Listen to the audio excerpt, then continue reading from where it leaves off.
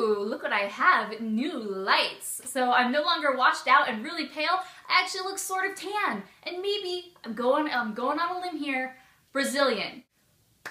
Okay, maybe I don't look Brazilian, but that's the only Rio 2 connection I can make between lights and this, so just go with it.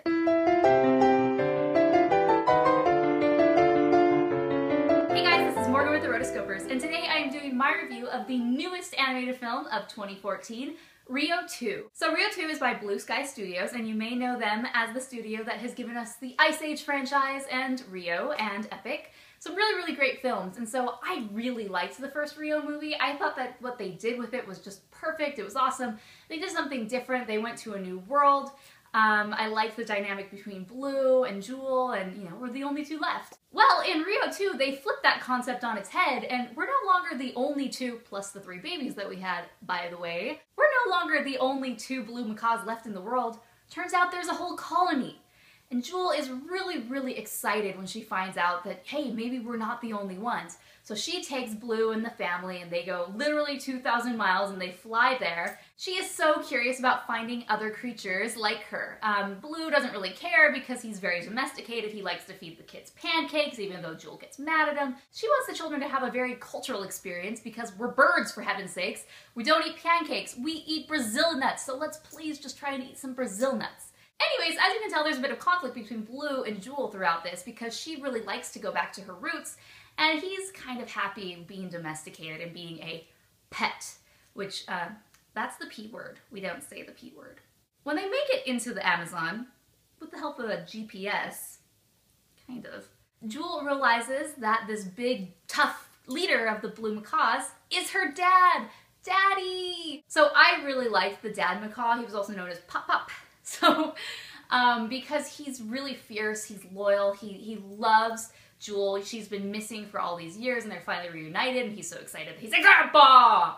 And he doesn't like Blue so much. And so there's a lot of tension between Blue and the grandpa, but it's so good. I'd say he's one of my favorite characters because every line that he said to Blue and little quibble and whatnot, I just laughed out loud. I loved him. I thought he was great. So that tension between the father-in-law, you know how that is.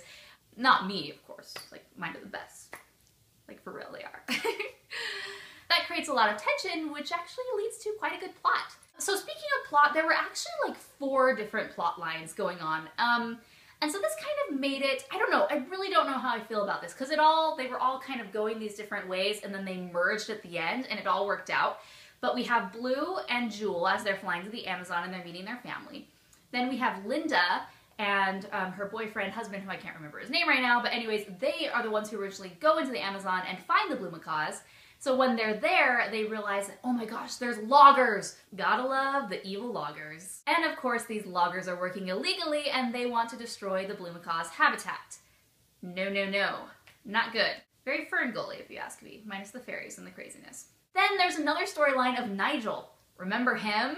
Nigel is the cockatoo that supposedly died in the last movie, but turns out he's alive, and he can't fly, and he basically can't do anything. He was found by a Brazilian who turned him into this, like, street peddler where he was a fortune teller, and yeah, it was, like, really pathetic because he's very histrionic, and to be or not to be. You know, he's in the theater and he loves to act, and so that wasn't really the gig for him. He finds out that Blue is still alive, and so he goes with his little gang of this anteater who can't talk, and a poisonous tree frog named Gabby, voiced by the incredible Kristin Chenoweth, I might add. So those 3 are on a mission to try and kill Blue, and it's pretty hilarious. I mean, like I said, Kristin Chenoweth, she was really awesome in this. If you are Cheno fans, then you know that she is just so over the top. And of course they gave her a musical number, and this musical number is over the top and very Broadway on purpose.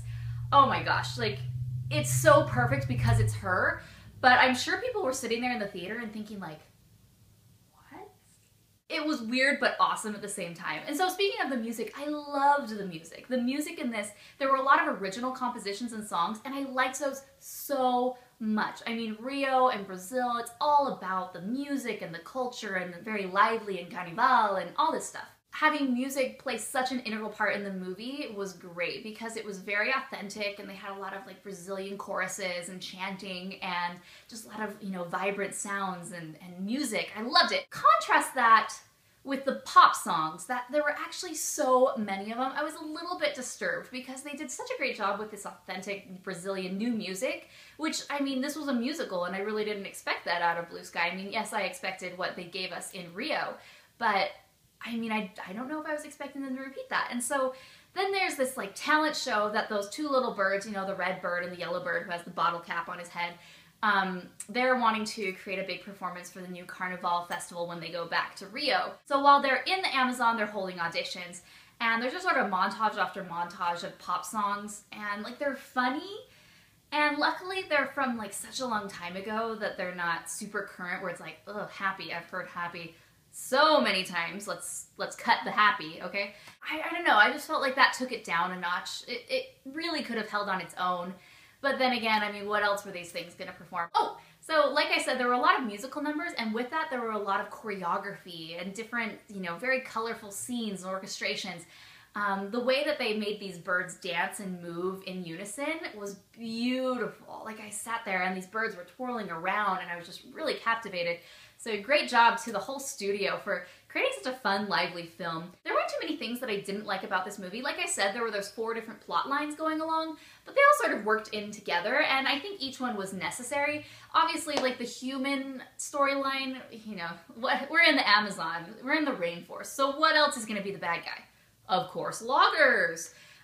You know, so that was very typical in a way, but I mean, what else were you gonna do? There are some antagonists with the red macaws, so there's a big rivalry between those guys, but all in all, it's really good. I mean, it's a family movie about families, and you get to see different family dynamics with the macaws and, you know, joining a tribe, and I loved it. I had such a great time at Rio 2. I highly recommend it to anyone, especially if you love music, especially if you love Kristin Chenoweth, especially if you love animation, and I could go on and on and on. So I'm gonna give this movie 4 stars. I was just so blown away, and I had such a good time. I was laughing, and they really outdid themselves because this movie is so great. Alright guys, let me know in the comments below what you guys thought of Rio 2. What would you rate it? And be sure to subscribe for more amazing animation reviews by myself, the one and only, and Chelsea and Mason occasionally. Seriously, I'm usurping the throne. Ha ha ha. And be sure to like this video if you like blue macaws. Thanks for watching, and until next time, I'm Morgan, and this is the Rotoscopers YouTube. The short starts with the Uzma Kappa gang throwing a really lame party. I mean, you're in college and you're putting party hats on and